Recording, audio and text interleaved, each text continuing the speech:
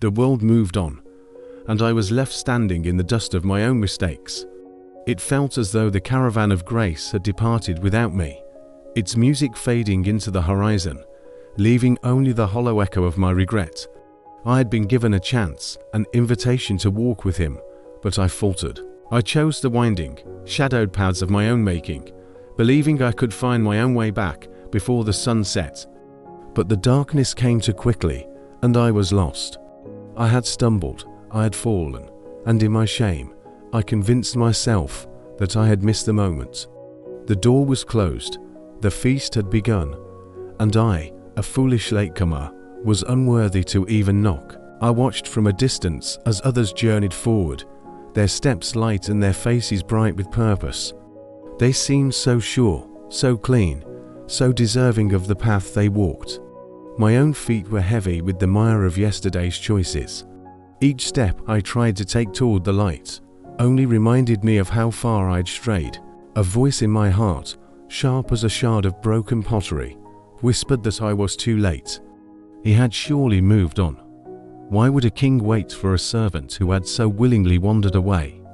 The weight of this belief was a stone upon my chest, making it hard to breathe, harder still to hope.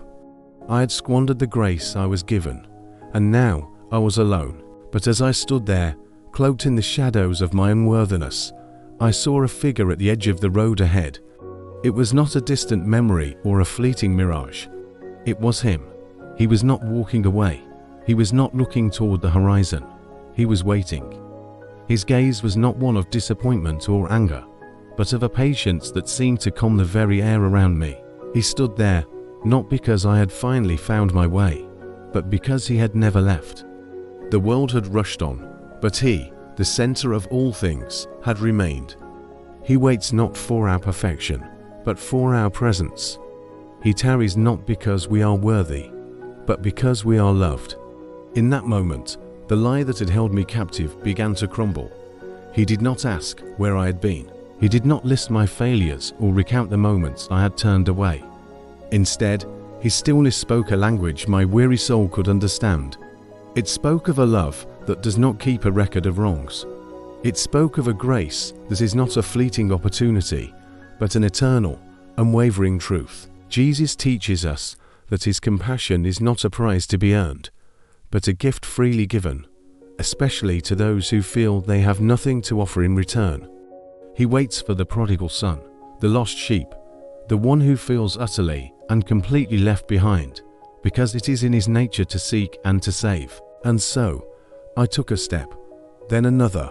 The journey was not yet over, but the crushing weight of being too late was gone.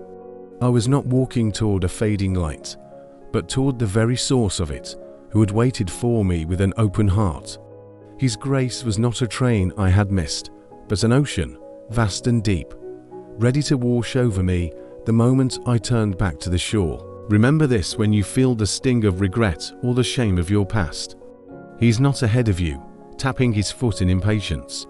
He's right there, waiting with a patience born of perfect love. God's grace is never late, and Jesus never, ever gives up on you.